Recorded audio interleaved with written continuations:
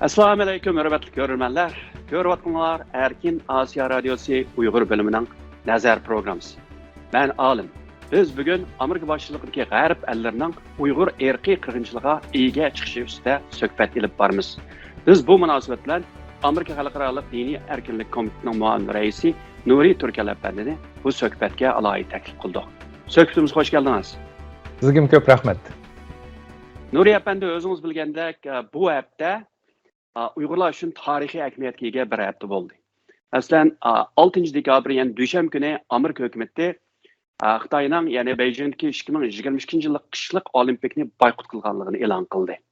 Undan keyin, ya'ni chorshanba kuni 8-sila Amerikaning davlat majlisida 3 loyihani Uyg'urlarga bevosita munosabatda 3 loyihani bir kunning ichida o'tkazdi. Bu birisi albatta qonun loyiha bo'lsa, ikkisi qaror loyiha. Undan keyin yana payshanba kuni 9-sila Angliyadagi Uyg'ur sud kollegiyasi Xitoy hukumatining Uyg'urlarga qaratgan jinoyatni ham erkiy qirg'inchilik, ham insoniyat qarshi jinoyat deb jaka oldi. Undan keyin yana juma kuni Amerika hukumati hozirgi Abdum rayining raisi bo'lgan Erkin Tuniyaz bilan ilgirki sobiq raisi, ya'ni Shuhrat Zokirga jazo e'lon qildi.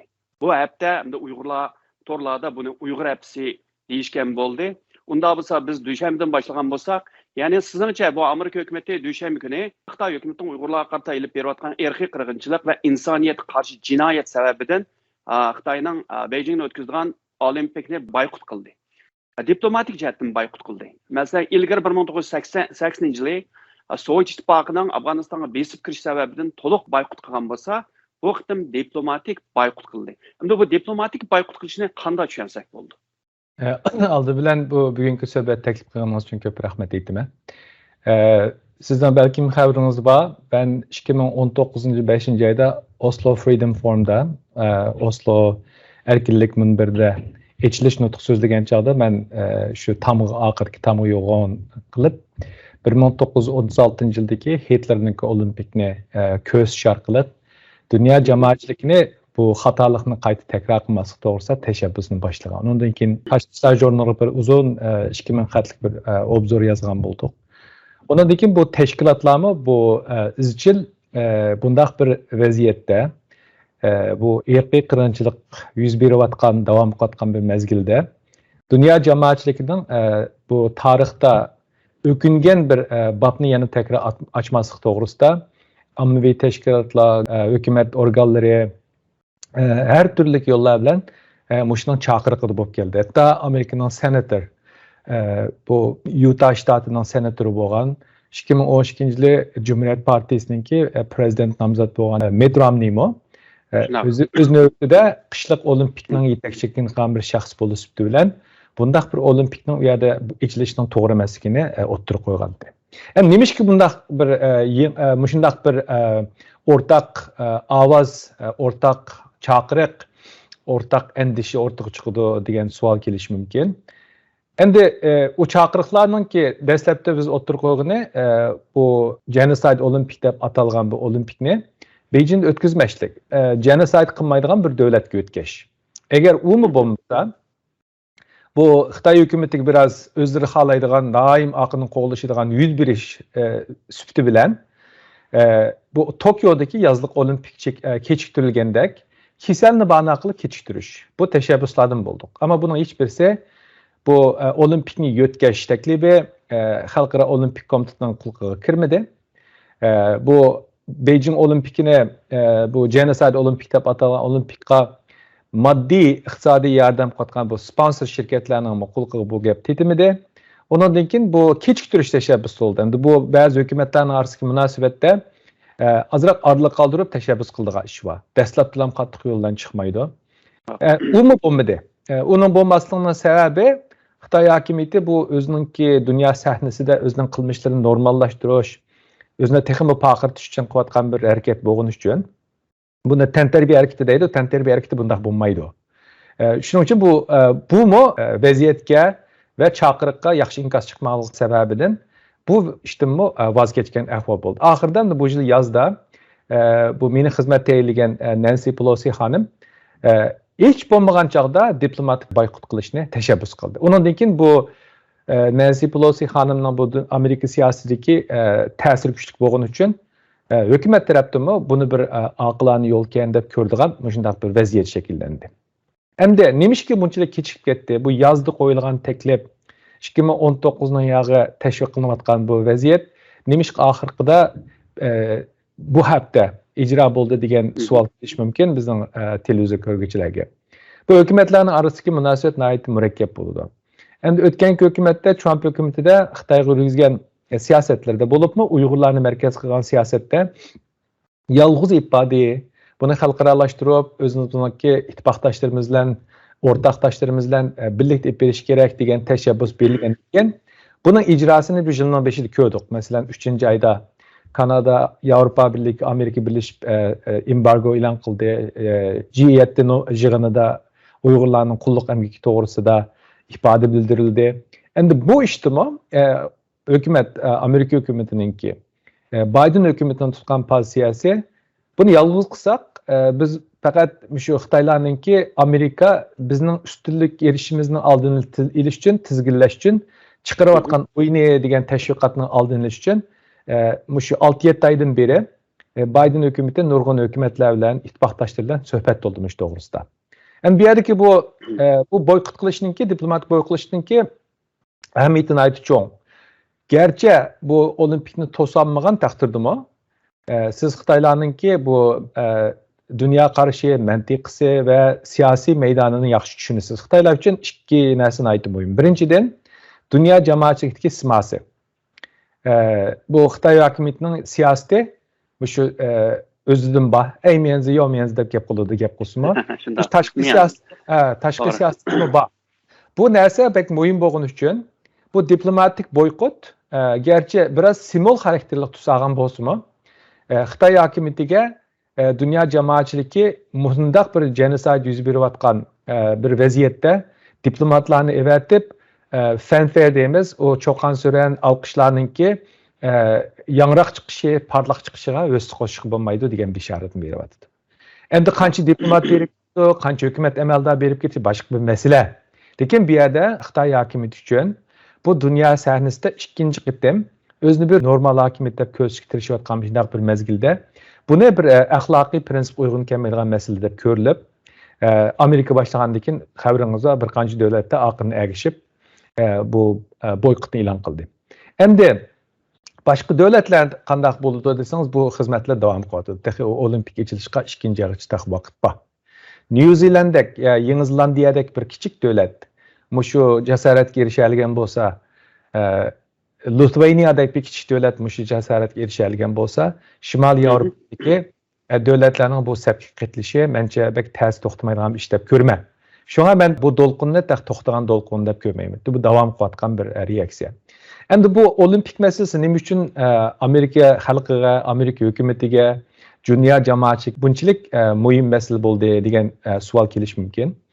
Endi biz tarixga qaraydigan bo'lsak, 1936-yildagi Hitlerning olimpik echilishining g'arbisida Dakoda concentration camp toplam jazo lageri tasdiqlanib bo'lgan. Dakoda Yahudi ayollarga Uyg'ur ayollarga bo'layotgan jinsiy zo'rliq bo'layotgan ahvol shakllanib bo'lgan. Shu vaqtda hozir Uyg'urlar duch kelgandek bu qulluq emgaki boshlangandan boshqa Dakoni shu qulluq emgakdagi Yahudilarning kuchi bilan yasagan bir turmamdi bu. Endi bundaq tarix mavjud. Endi buni selishtiruvchanlik nihoyat yuqori bo'lganligi uchun bu bir 2008da Xitoyga yozliq olimpik imtiyozini berib, undan keyingi bu zavalliqni dunyo jamoatchiligiga ko'rganlik uchun bu bo'lmaydigan ish ekan degan bir tushuncha shakllandi. Buni tarixiy axloqiy burch sababdan. Endi uchinchisi, buni Amerikadagi strategiyachilar, davlat bexatarlik, tashqi ishlar mutaxassislarining tarixchilarning nazarida yana bir cho'ng andisasi bor. U endişe nima desa bu davlat bexatarlik endişesi. Sizning xabaringiz bo'lishi mumkin, 1936-yilda Hitler shu sog' salomat dunyo sahnasida o'zini normal bir hokimiyatda ko'rsatib shu imtiyozga erishgandan keyin uzun o'tmay Yevropaning boshqa davlatlariga hujum qilgan. Endi hozir savol bu qitim shunday bir vaziyat normal shaklda ko'mas silinib yoki jilman munosabat bilan yo qattiq munosabat bilan o'tkazsa Yani bu özünü normallaştırgan, güçlü keskin hakimiyetninki devlet bexatarlik tehdidi bulup mu Tayvan'ga tehdidi bulamdı, bulmamdı. Bu mesele mi Amerika'nın devlet bexatarlik eslerlerdeki xadimlarının köp baş qatırıyotgan meselenin biri. Hem de ictimai mesele kelsek. Bu ictimai meselede bu tenterbiyeçiler muşu olimpik qatnaş üçün yıllarca meşq qılıdı. Bunu tenterbiye bilen şug'ullanıp bakkan insanlar yaxshi tushunishi mumkin. Bir musobaqa qatnashish nurg'un mashq ketadi, tayyorlanish ketadi. Endi bu tayyorlangan bu tenterbiyechilar Xitoyga berib tenterbiye faoliyatiga bu olimpik qatnashdi deyli. Ularning bexatarligiga kim kapolatlik qiladi? Hozir biz ko'ryapmiz bu majburiy yutib ketish ahvoli nihoyatda keng ko'rilyapti Xitoyda. Bu o'zining eng dangliq tennis sportchisimi yo'q hozirga qadar. Endi mushunda avvalosida Amerikaninki sportchilarga, bu atletlarga, bu tanarkachi degan bexatarlikka kim kapolatlik qiladi? Agar ular ijtimoiy taraflarga chiqib yoki ba'zi narsani ko'rib Enes Kanter'dek tanqidiy o'rin qo'ysa, ular yutib ketsa buning javobini kim oladi?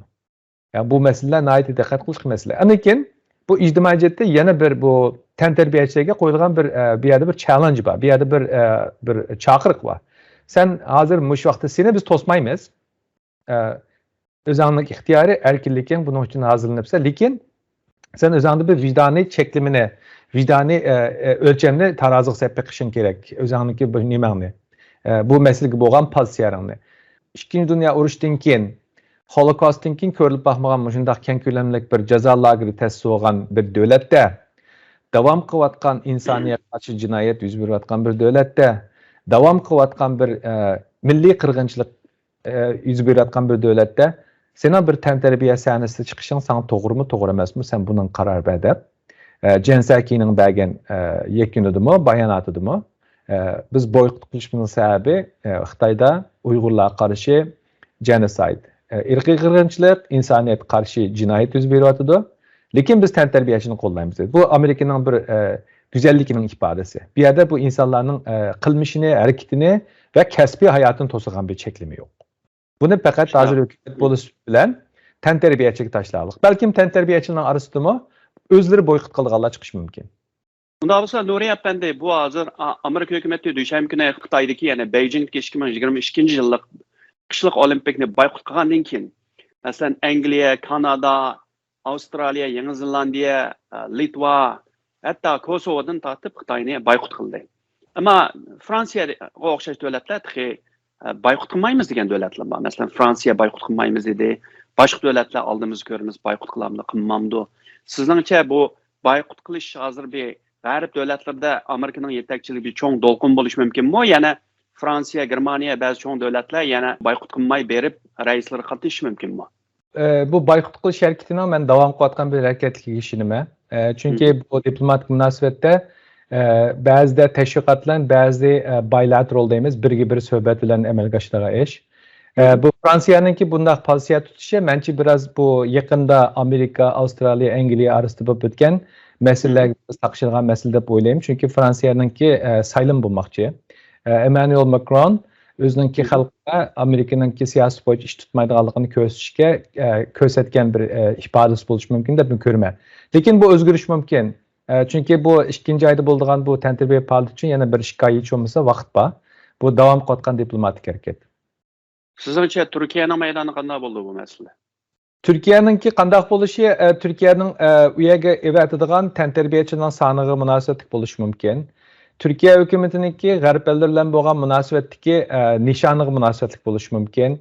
Chunki hozir Turkiya biroz isolation bo'lgan, yolg'iz qolgan bir vaziyatda.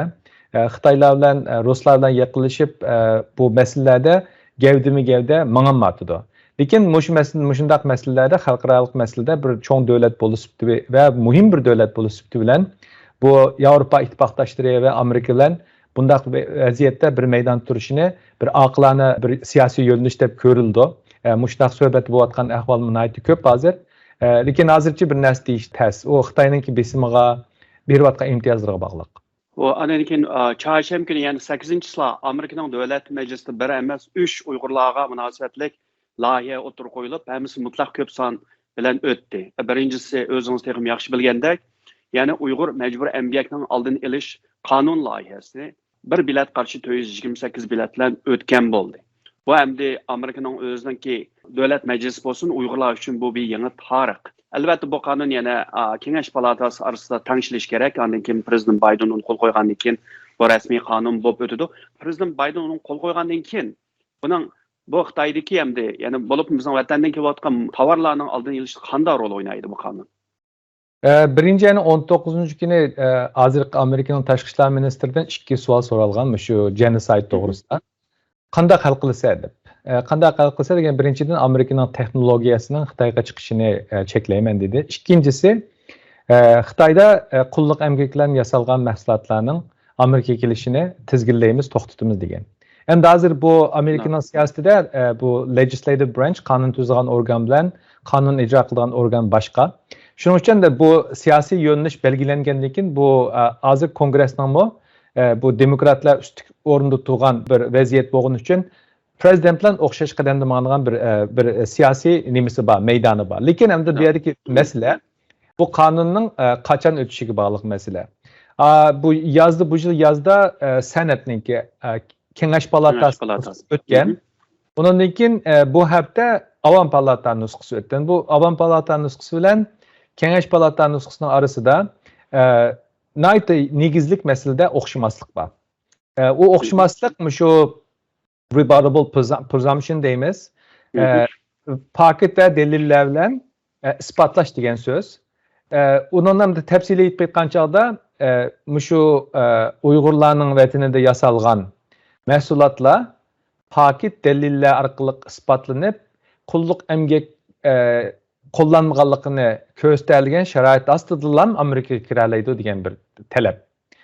Buni biz broad, keng ko'lamli cheklama deb ko'ramiz. Kengash palatasining nusxasida bu Xinjiang deb ataydi. Bular Xinjiang va shundaq mecbur emgakka qatnashgan o'lkalarni ichiga olgan degan gap bor.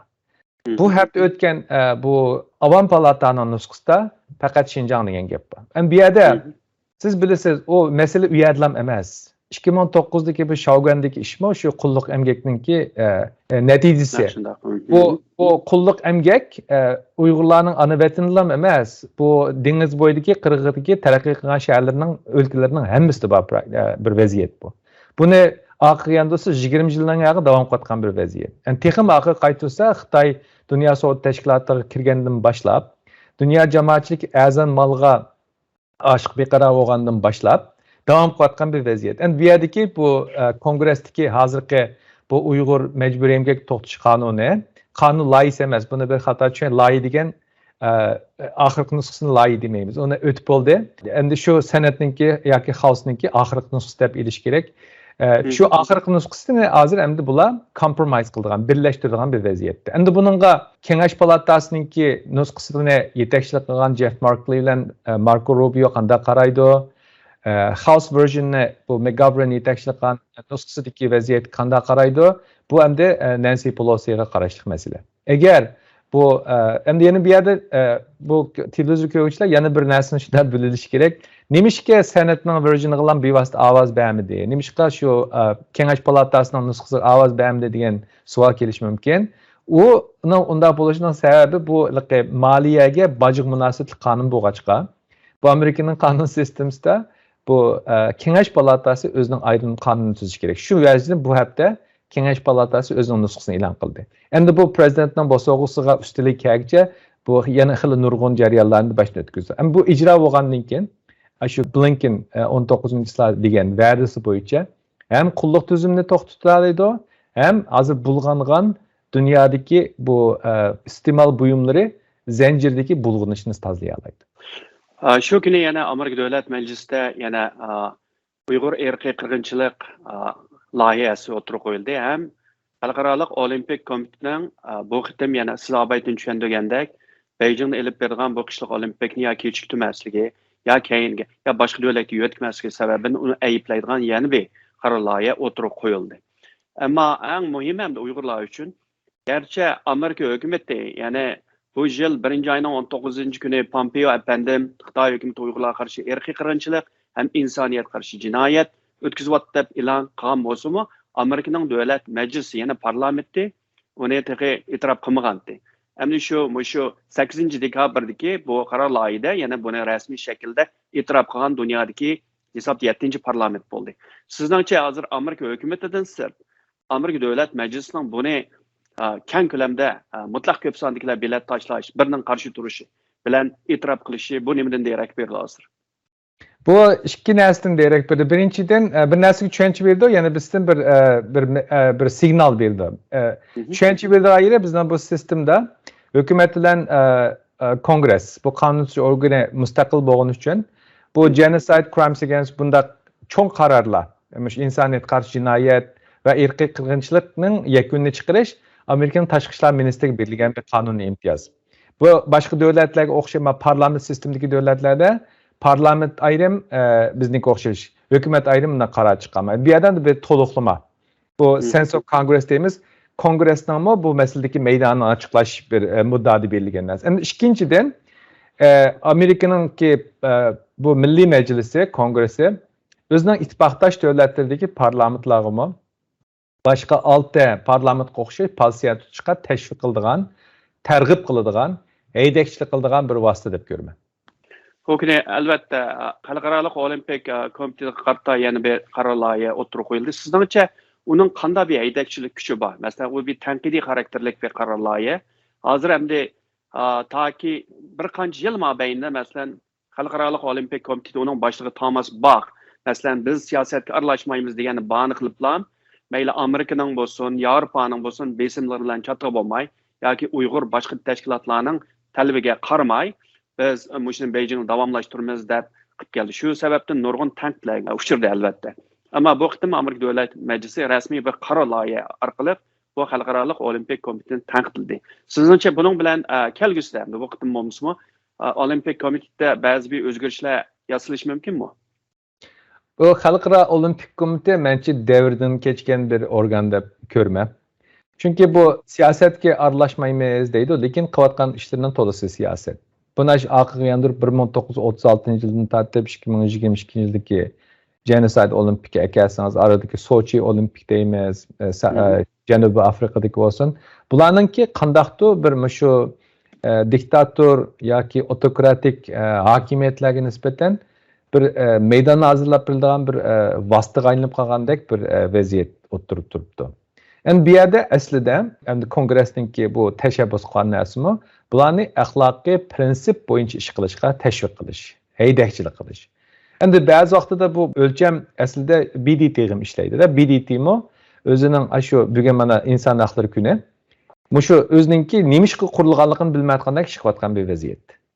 Bu Xalqaro Olimpik komitetimi bir emas, ikki emas, talay qatim mushu Beijingga o'xshash, Berlinga o'xshash işte hakimiyetlerinin normalleşişi, dünya sahnasida o'zining qilmishlarini yepish uchun fursat yaratib turgan bunday bir tool deymiz inglizchada, bir o'yinchiqqa yoki bir vositaga aylanib qoldi. Shunga bu yerda bu Amerika hukumatiningki kongress bir mustaqil organ bo'lgani uchun bu yerda bu kongress bunga ifoda bildirish kerak. Undan keyin bu Amerikaningki o'zining olimpik komiteti var. Bu Amerikaningki US Olimpik komiteti bu meselede hükümetlerin o'xshash pozitsiyat emas. Tabii bizde ko'p narsalar mustaqil organ deymiz, mustaqil hükümet organları deymiz, onundaki ommaviy tashkilotlar deymiz. Ama miyadagi mesele bu axloq prinsipi, dünya tarixidagi ichinarliq sahiflardan ders olmaslik meselesi ve mal dunyoning oqiga ergishib, iqtisodiy manfaatga ergishib, oldingi Speaker Pelosi mushu gapni. Agar axloq majburiyatni tashlasa, prinsip jihatda yaxshi pozitsiya tutamasa, demek ki bir devlet, bir hakimiyet sağlam yetakchilik qilolmaydi degan gap. Shunga bir Amerika hukumatininki kongressdan tutatgan pozitsiyasi dunyo jamoatchiligiga bundaq bir qilmishlarninki so'roqsiz o'tib ketmaydiganligini, buning o'xshash qilmishlarga chapan yo'qotgan Xalqaro Olimpik komitetidek organlarning tanqid qilishga arzigandan boshqa bu organlarning ma'lum jihatidan, ma'lum sabablar tufayli kelajak javobgarlik tortish mumkinchiligi bor. Bu yerda hozir bu Olimpik komitetlar emas, Amerikaning shirkatlari bormi shu sponsorlik qilayotgan. Masalan, Nike, Coca-Cola deymiz. Ikkinchi dunyo urushidan keyin Nurembergda sot ichilgan chog'da Hitler hokimiyatiga yordam qilgan sanoatchilar sotqa tortilgan. Bu bundaq bir Xitoyni tanqid qilish uchun tugaydigan ish emas. Bu masala men doim deyman shuni.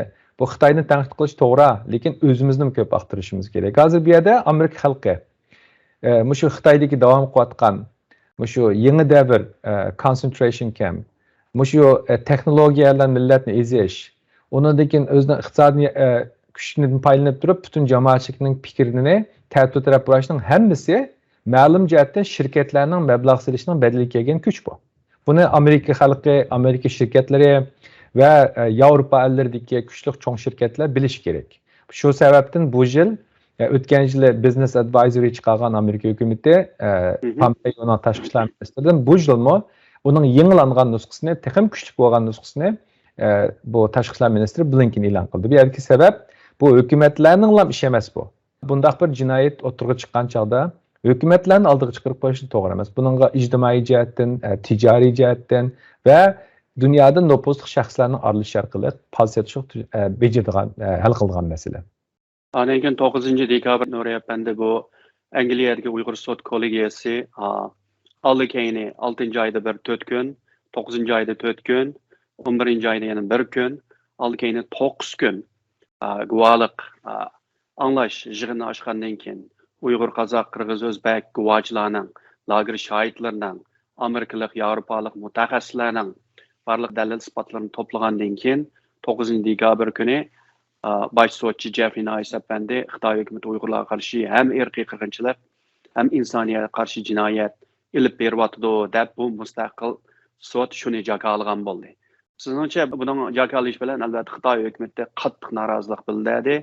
Abdumrayonlik hukumatmi Urumchida ham Beijingda matbuot yig'ini ichib bu sudni ham uning qarorini ayblagan bo'ldi. Bularni artist, yolg'onchi, shpion degandek haqorat so'zlar bilan ifodalagan bo'ldi. Sizningcha bu suddan, bu mustaqil bir suddan hozir hech qanday davlat bilan bog'lanmagan bunday bir qarorning chiqarishining qanday bir tarixiy ahamiyati bor, ham qolgan davlatlarga Angliyada qanday bir ta'sir ko'rsatdi?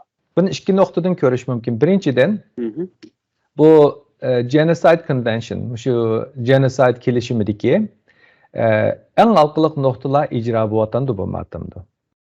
Bu ta'bir berishli yetamdi.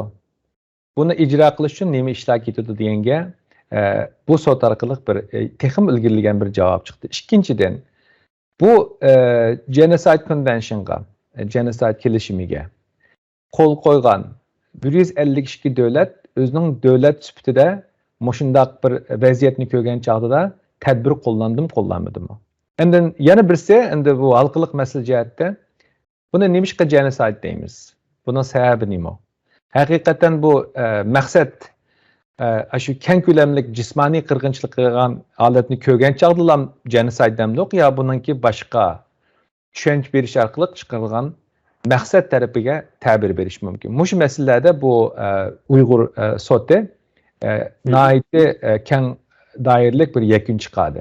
Ham bu yerda bu chiqargan yakunida buni Uyg'ur xalqimi, dünya jamoatchiligimi, Xitoy hukumatimi, Xitoyning qo'llovchilarimi bilish kerak. Bu yerda chiqargan yakun shu sotning ichilishi aslida dünya jamoatchiligininki sukut tutganning sababi. Hukumatlarning o'zining qilish tegishli ishini qilmaganligining sababi. Bu Genocide Convention'ninki xalqlik 2 moddasi bor. Birinchi moddasida bu Genocide Convention'ga a'zo bo'lgan yoki buningga qo'l qo'ygan davlatlar qirg'inchilik ko'rgan aman uni qirg'inchilik deb atish kerak, uni to'xtatish kerak, undan tegishli jazosini berish kerak deydi. Ana ikkinchi moddasida qanday ahvol ostida 5 turli qonuniy talabi bor. Shunga o'xshash qilmishlar genocide deb atildi deydi. Endi bu yerda Jeffrey Nice'ning chiqargan yakuni asos jihatdan bu necha vaqtdan hukumatlardan yoki organlardan chiqqan yakunga o'xshaydi. Bu eng azda 5 talabining 3'ini ko'rgan oldigan bir ahvol. Bu yerda necha vaqtdan tortishayotgan bir masalaga, eng halqiliq bir qonuniy masalaga menimcha shu Uyg'ur sud mahkamasi javob berdi. U bo'lsa intent. Siz bilasiz bu jinoyatga yakun chiqargan chog'da biri biz actus rea deymiz, uningki qilmishi qaraymiz. Ikkinchidan mens rea deydi, buningki maqsadi qaraydi. Endi bu yerda necha vaqtdan beri bo'layotgan ishlar Xitoyningki qilmishining namoyandasi. Qilmishni ko'ryapmiz. Lekin buning maqsadini buni men maqsadlik shundaq layiligen bir maqsad bo'lishi mumkin deb o'ylayman. Chunki bu hozirgi shu ko'patlik vaziyatni shakllantirgan shu chertojni sızgan arxitektlari tarixni yaxshi o'qigan odamlar bu. Bular biladi dunyoning shu xalqaro qonundagi yo'chuqlarni, gray area deymiz. Bunda burg'un oldigan yerlarni, mush narsalarni nihoyat yaxshi tadqiq qilgan. Shunga bu jismoniy jihatdagi qirg'inchilikni ko'rolmaydi dunyo. Ko'rsatmaydi. Bütün muxbirlarni qo'g'lab chiqadi. U yerdan turmadan chiqqanlarmi, lagerdan chiqqanlarmi ya o'lyapti yoki qimirlanmay chiqolmaydi. Shunday bo'lgandan keyin bu jismoniy jihatdagi serious bodily harm deymiz, nihoyat ig'ir jismoniy ziyonkashlikka ta'bir berish tez. Shu sababdan bu sotning chiqargan shu yakunida bu genoside'ga qaragan chaqda bir narsaga eslab olmay, bu intention, bu niyat masalasiga yakun chiqarganda keng ko'lamli qarash kerak. Agar bir millatning nüfusining o'sishi 60% yaqin 2 yil jarayonida tushgan bo'lsa, Uyg'ur ayollarini majburiy 50 yoshga kirdi demay, uningga o'qimni urayotgan bo'lsa, 800 mingdan ortiq yosh o'smirlarni ona millatdan ayirib etgan bo'lsa, tabiiy buning maqsadini ko'rib bilish ta'sir emas degan yakun chiqadi. Shuning uchun bu biz genocide apologist deymiz, denierlar. Bu genocide bo'lma deydigan hukumatlar, xodimlar hammasi hatta Uyg'urlarning ichidami tushuncha olmaganlar buni aniq bilish kerak. Bundaq masalada jinoyat tugamaganiga qadar bu maqsadni ko'rish ancha osonga tushmaydi. Hitler o'ldirgan 6 million odamni o'ldirib bo'lgandan keyin dunyo jamoatchiligi uning niyatini tushungan. Extermination degan kelimani. Yani shu bir yerda hukumatlarmi bu pozitsiyada mush masalada pozitsiya tutsa, uningga tadbir qo'llanamiz bo'lmaydigan bir vaziyat bo'lgani uchun hozirgacha bu ba'zi shu 152 davlatning ichida texi o'nga bormaydi bu masalada pozitsiya tutgan davlatlar. Mutlaq ko'p sondagisi pozitsiya tutuqliq emas. Shuning bu masalada shu sot orqali agar hukumatlar o'zining yo'lini qilgan bo'lsa, xalqaro sot mahkamalari qilgan bo'lsa, shu qildigan ishini. Bu sotning hech ahamiyati yo'q. Chunki Xitoy hukumatining bu sotga hujum qilishi yoki sotga guvohlik bergan shaxslarning hayotida tunji qitim sot mahkamasi o'zining ichinarlik kechirmishini so'zlash fursati erishganlarga undaq zarba berishi menimcha ojizlikning ifodasi. Endi 9-dekabr kuni Uyg'ur sud kollegiyasining bu qarorni chiqarishi, ya'ni mustaqil holda mayli Amerika hukumati bo'lsin, qolgan parlamentlar bo'lsin, Uyg'ur qirg'inchiligini e'tirof qilgan mustaqil holda barliq shu Uyg'ur lager shohidlari bo'lsin, lagerda yetib chiqqanlar, guvohchilar bo'lsin, urug' tuqqanlar bo'lsin, chet ellik Uyg'ur mutaxassislarning og'zidan chiqqan barliq dalillarni mustaqil holda yig'ib akilib ochiq sud orqali buni dunyoga bildirib, eng oxirida o'zining yakunini chiqargan bo'ldi albatta bu sud. Endi bu sudning bu chiqargan hujjatlari hammasini qo'lida albatta uni talab qilgan davlatlarga berimizmi deydi ular. Endi bu sudningki endi bu chiqargan qaroridan keyin endi Xitoy hukumati albatta davomli o'zini biz hech nima qilmadik, yaxshi kutyapmiz, Uyg'urlardek demokratiya ichida yashagan millat yo'q deb yurdi masalanda. Deyish mumkin. Ammo sizningcha bugungi kunda bu sudning qaroridan keyin masalan bu sudning qarorini masalan CNN'da berdi, BBC'da berdi, xalqarodagi eng chong matbuotlarda berdi ham CNN'ning eng mashhur muxbiri Christian Amanpour xonimmi O'rkash davlat apandi maxsus bu masala ustida ziyorat qilgan bo'ldi bu sudning qarorida. Endi bu matbuotlarning bu sud chiqargan bu qarorini berishiga qarab bu dunyoning qanchalik bu sudga ko'ngil bo'layotganligi. Ammo Xitoyning inkosi qarab bu Xitoyning qanchalik tipirlayotganligining isbotini ko'ra olamiz. Sizningcha bu sudning mustaqil holda bu yakunni chiqarishi, buni jakalishi yana. Sizningcha bundan keyin endi xalqaroning texmo Xitoy hukumati haqiqatan Uyg'urlarga qarshi irqiy qirg'inchilik ilib beryotidi degan ishonchisini kuchlantirishda muhim rol o'ynaydi deb qaramsiz? Albatta shunday bo'ladi. Chunki siz sudningki yakunini, qarorini o'qisangiz, unda Amerika hukumatidan, Yapon hukumatidan, Angliya hukumatidan norozimanlikni ifodalaganini ko'ra olasiz. Masalan, Xitoylar da'vatqandek bu g'arb davlatlarining Xitoyni osal qilish uchun, ojizlashtirish uchun chiqarayotgan o'yini bo'lgan bo'lsa, bu davlatlar bu sudga ta'min uchurlar bilan ta'minlaydi. Buni nima uchun mustaqil sud deymiz? Bu mustaqil sud shu Uyg'urlarningki shu bevosita yoki vositalik shu nimaga ziyonkashga uchraganlarning o'zining og'zi bilan. Undan keyin mustaqil tadqiqotchilarning tadqiqot natijasi yillarcha degan yakun orqali çıkılayotgan yakın. Şuna bir yerde hükümetle Angliyadan başlayımız çünkü bu sotның yeri physical location Angliya bu. Hem de Angliya hükümeti Boris Johnson'ınki Angliyanın Magnitsky Sanction kanunu boyunca embargo kılanmayma deydiğin nemesi acizlaydı meydanı. Çünkü bununla hazır Xitaydan başka hükümetten bir şüphelengen ahvalını görmədimiz. Nemiş ki bu müstakil bir sot. Çıkargan yekünüdü mü Uygurlar cismani azap okubet çiko, torture. Onundakin bu baskınçılık, onundakin cinsi zulüm, dini, medeni buzgunçılık, onundakin mecburi yüzüp gitiş, tuğut çekleş, ballarını hakları biri bitiş, onundakin en mühimi kulluk. Muş meselelerinin hemmisi paketler bilen, deliller bilen oturup koyuldu. Yani yana birisi hükümetle bunun kusur tapanmaydıgan, bunu anlaşkı mecburiyet kalgan bir yeri var. O bozumu Sir Jeffrey Nice'ninki tarihi var. Muşundaq meselelerde dünyaya ders bergenden başka siyasi hareketki yollagan, ündegen, Milosevic'den sotu qotağı adam bu. Yana birisi mening şahsi dikkatimni çekken bir mesele var. Bu impartiality, bu müstakillik meydanını namayan kılış için hatta sorgan suallarını siz bütün anladınız. Tədqiqatçılardan Xitaydan ki şu bölgünçüler yoki bexatarlik nuqtai nazardan haqiqiy bir endişesi var mı degan savollar tekrar so'raldi. Mushuni biz betarafsizlik deymiz. Uyg'urlarning lam gapini anlamadi. Unidagi Uyg'ur tadqiqotchilarining lam gapini anlamadi. Hatta tadqiqotchilardan qancha qitim nemish qilmishni qiladi. Do they have any reason? Mushuni sababi bormi? Buningki bir plausible. Hatta Angliyadagi Xitoy elchixonasidan ularga qatnashishni tashabbus qilgan ahvol bor. Agar Xitoy hokimiyati haqiqatan ashuna degandek bo'lumsiz uyan tamasha neyranlı bilen erteslik bilen toşkan sot mahkemesi olsun demiş ki kelip özünü aklanmaydı. Bunu soraş gerekti. Şuna jığıp aytganda bu sotninki tarihi ahmiyeti, siyasi ahmiyeti ve kanuni ahmiyetine ait çoğun. Nuriye Efendi anenikin 10. dekabr günü, yani halkaralık kişilik hukuk günü, yani Amerika'nın prezidenti tunji qitim demokratiya ali yig'inini aytayotgan bu kunlarda Amerika hükümeti Abdum rayonunun reisi Erkin Tunyaz bilan sabiq reisi Şöhret Zakirga jazo e'lon qildi. Hem Uyg'urlarning yuzini tonish atni yasab Xitoy saqchilari orqali Uyg'urlarni bostirishda muhim rol o'ynagan Sense Time şirketiga jazo e'lon qildi.